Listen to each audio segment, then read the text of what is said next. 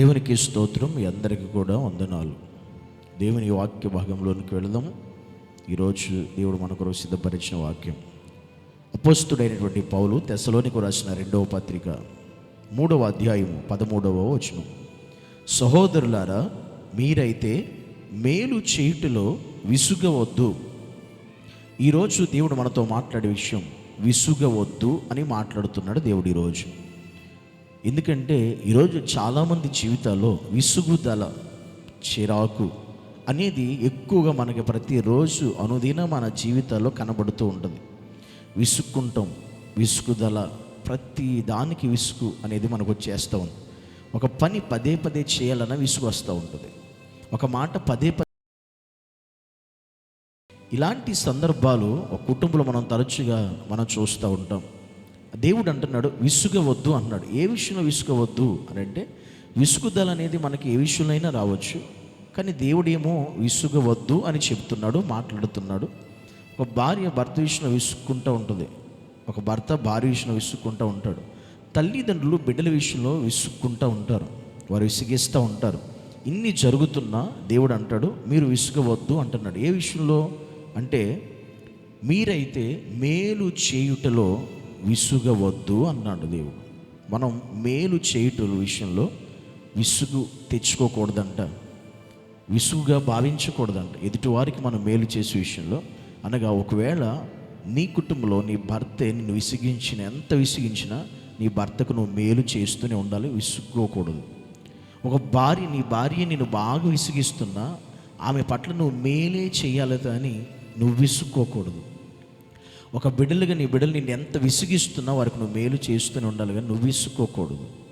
అలాంటి విసుగుదల మన జీవితంలో ఉండకూడదని దేవుడు మాట్లాడుతున్నాడు. అంటే మేలు చేసే విషయంలో. ఎందుకంటే ఎవరి వలన మనకు విసుగు వచ్చిందంటే వాళ్ళకి మనం మేలు చేయలేం, ఇంకా వాళ్ళకి నష్టమే చేయాలనే ఆలోచన మనకు వచ్చేస్తుంది. వాళ్ళకి మంచి చేయాలనే ఉద్దేశం మనకి ఇంకా ఉన్నా మనకు అది ఇక ఉండదు. ఎందుకంటే వారి వల్ల మనం విసిగిపోయాము కనుక.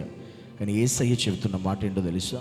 మీరు మేలు చేయట్లో మీరైతే అన్నాడు. అంటే మీరైతే అంటే దేవుని నమ్మిన మీరైతే, క్రీస్తుని కలిగిన మనమైతే, అన్యుల వలె కాకుండా మనమైతే మేలు చేసే విషయంలో ఎక్కడ విసుగుదల మనకు రాకూడదు అని దేవుడు మాటలు. ఎన్నిసార్లు మనం విసుగుపోయి ఉంటాం కదా. కొన్నిసార్లు మన తల్లిదండ్రులే వృద్ధాప్యం ఉన్నప్పుడు వారికి చెప్పలేక విసిగిపోతూ ఉంటాం. ఎన్నిసార్లు చెప్పాలి నీకు అని అంటూ ఉంటాం, ఎన్ని రకాలుగా చెప్పాలి అని విసిగిపోతూ ఉంటాం. కానీ దేవుడు అంటున్నాడు నీవు వారికి మేలు చేసే ఆ ప్రయత్నంలో ఎంత విసుగు వచ్చినా విసుకోవద్దు, విసుగుదల చూపించవద్దు. అది దైవ లక్షణము కాదు, ఆత్మీయ లక్షణం కాదు. కనుక విసుగక మనం ప్రతిరోజు ప్రతిదినం మన జీవితంలో ముందుకు కొనసాగే వారమై ఉండాలి. ఏ విషయంలో ఎవరి పట్ల మనం విసుగు చూపించకూడదు. మేలు చేసే విషయంలో ఒకవేళ వాళ్ళ ద్వారా మనకు నష్టమే కలిగినా, మనకి ఇబ్బందే కలిగినా, మనకు ఆపద వచ్చినా, మనం మాత్రం మేలు చేసే విషయం వచ్చినప్పుడు వాళ్ళు నాకు ఇలాగ చేశారు కదా, నేను వాళ్ళకి ఇప్పుడు కీడు చేయాలనే ఆలోచన ఉండకుండా మనం మాత్రం వాళ్ళకి మేలు చేసే విషయంలో ఎక్కడ, ఏనాడు, ఏ రోజు విసుగక మనం ఉండాలంట. ఈ విధమైనటువంటి మనస్సు దేవుడు మనకి కావాలి అని ఆలోచిస్తున్నాడు, భావిస్తున్నాడు, ఆయన ఇష్టపడుతున్నాడు ఈ మనస్సు కోసం. కనుక మనం విసుగకుండా మన ఎదుటివారి విషయంలో, మేలు చేసే విషయంలో మనం ముందుకు వెళ్ళాలి. అది ఎలాంటి వారి పట్లైనా ఈ విసుగుదల అనేది మనకి మంచిది కాదు. అది మనకి దూరం అయిపోవాలి, అది మనలో తీసివేయబడాలి, అది మనం తొలగించుకోవాలి. అలాగే మన కుటుంబం పట్ల, భార్య పట్ల, బిడ్డల పట్ల, తోటి వారి పట్ల, ఇతరులకు మేలు చేసే విషయంలో కూడా మనం ఎంత వాళ్ళ పట్ల ఇంతగా నష్టానికి మనం నష్టంగా మనం ఎంచినా కూడా మనం మాత్రం వారికి మేలు చేసే విషయంలో ఎక్కడ విసిగిపోకుండా అలాగూ చేసేవారమై మనం ఉండాలి అని దేవుడు ఈ దినమున మనతో మాట్లాడుతున్న ప్రాముఖ్యమైన విషయం.